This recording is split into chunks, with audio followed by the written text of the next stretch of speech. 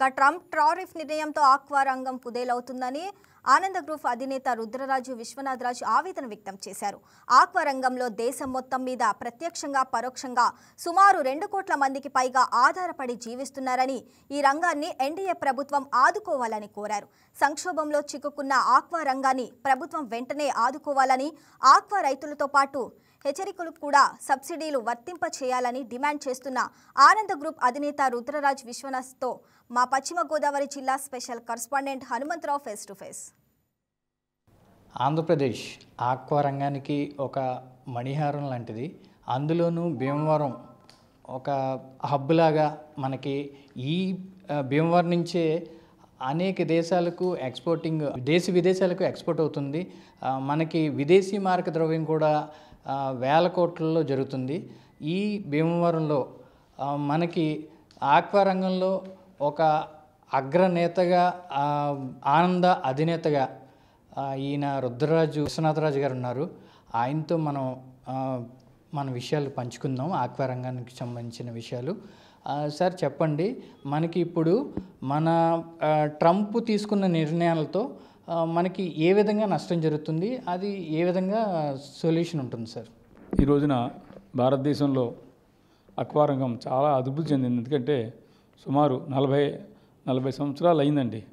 ఈ 85లో భారతదేశంలో మొట్టమొదటిసారిగా ఎంపీడా అనే మన గవర్నమెంట్ సంస్థ నుంచి ఒక లైసెన్స్ పొందినటువంటి ఆనంద గ్రూప్ ఒక చెరువులు భీమవరం తాలూకాలో లోసరి గ్రామంలో సుమారు 50 ఎకరాలు తవ్వడం జరిగింది ఆ రోజుల్లో.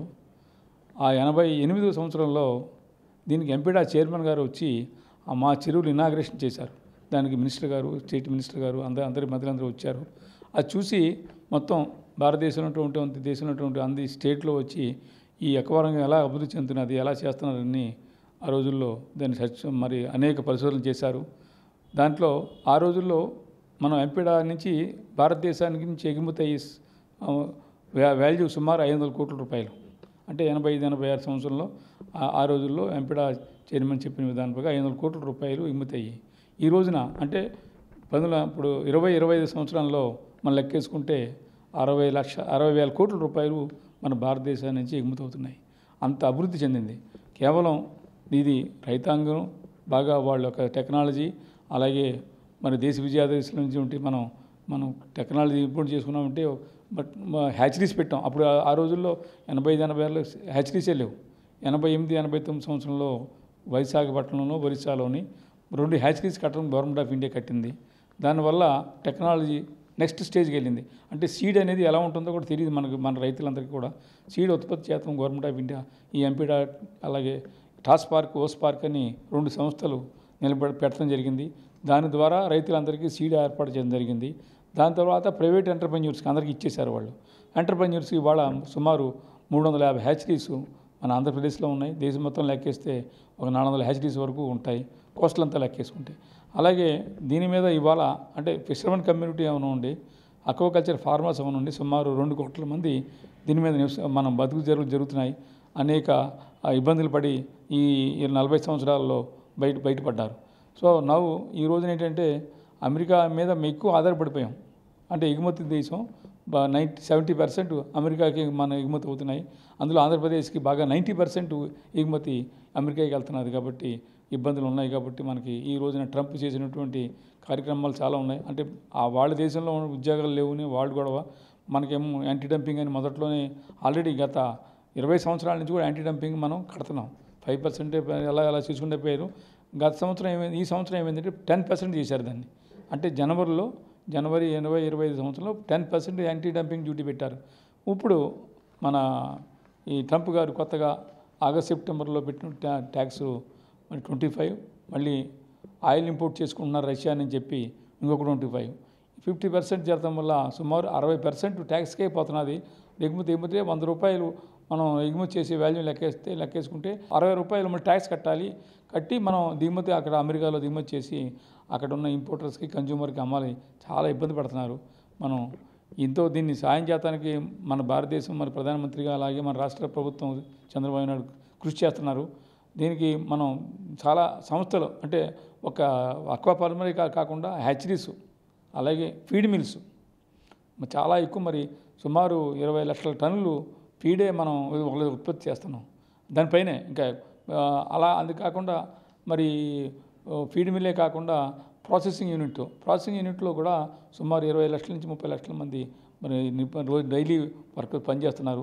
ఈ అక్వాకల్చర్ అంటే ఏంటంటే అగ్రికల్చర్ కాకుండా 365 రోజుల పని. అంటే ఆదివారం సెలవులు అని ఉండవు. రైతు యొక్క ఆ పంటను బట్టి వాడి యొక్క ఎమర్జెన్సీని బట్టి పట్టుబడి పడితే కంపల్సరీగా ఎక్స్పోర్టర్ కొనాలి, దాన్ని ప్రాసెస్ చేసి 4 గంటల లోపల ప్రాసెస్ చేసి దాన్ని ప్రిజర్వ్ చేయాలి. కాబట్టి పంట ఉండడం కోసం ఏ టైం లేకుండా 24 అవర్స్ డే కింద లెక్కెట్టి ఎక్స్పోర్టర్స్ అందరూ కూడా కష్టపడి చాలా జాగ్రత్త చేసి ఒక్కరు మన డొమెస్టిక్ మార్కెట్ చాలా తక్కువ, 95% ఎక్స్పోర్టే చేస్తున్నాం. 5% ఏమైనా డొమెస్టిక్ తిన్నారేమో తప్ప అంతా 95% ఎక్స్పోర్ట్ అవుతుంది. కాబట్టి ఈ రైతులందరికీ కూడా మంచి ఈ గత 30 సంవత్సరాల నుంచి కూడా అందరికీ బాగానే ఉంది. కాకపోతే ఇప్పుడు గడ్డి సమస్య వచ్చింది కాబట్టి చాలా దేశాలు కూడా ఉత్పత్తి చేస్తున్నారు ఇవాళ. అంటే మన దేశం భారతదేశమే కాకుండా ఇతర దేశాలు కూడా బాగా చేస్తున్నారు. ఇప్పుడు నెక్స్ట్ మనకంటే బాగా ఎక్కువ చేసేది ఈక్వడార్. అమెరికా దగ్గరగా ఉంది కంట్రీ.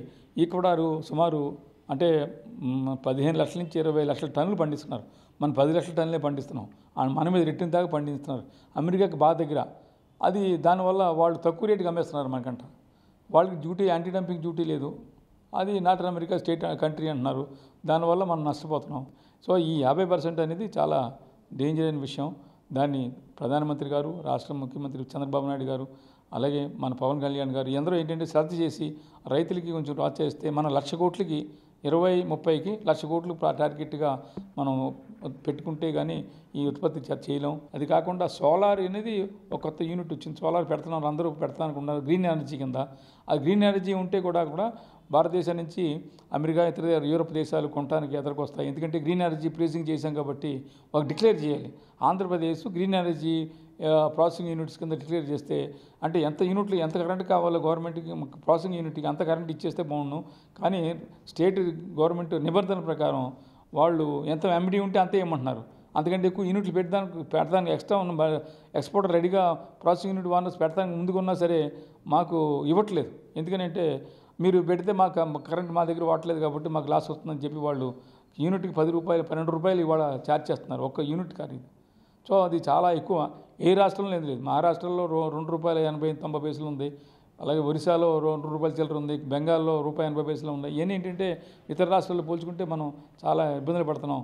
అలాగే ఈ కరెంట్ బిల్లు కూడా వాళ్ళని ఈ 10,000 కోట్ల రూపాయల ప్రైమ్ మినిస్టర్ యోజన కింద ఉన్నటువంటి దాన్ని మనం కరెంట్ సబ్సిడీని తీసుకుంటే అంటే హ్యాచరీస్ అవనండి, కల్చర్ అవనండి, ప్రాసెసింగ్ యూనిట్లు కానివ్వండి అన్నింటికి కూడా కావాలి. కాబట్టి కంప్లీట్గా మనం దాన్ని సద్వినియోగం చేయవలసిందిగా కోరుతూ రాష్ట్ర ప్రభుత్వాన్ని దీన్ని టేకప్ చేయవలసిందిగా కోరుతూ సెలవు తీసుకుని నమస్కారాలు.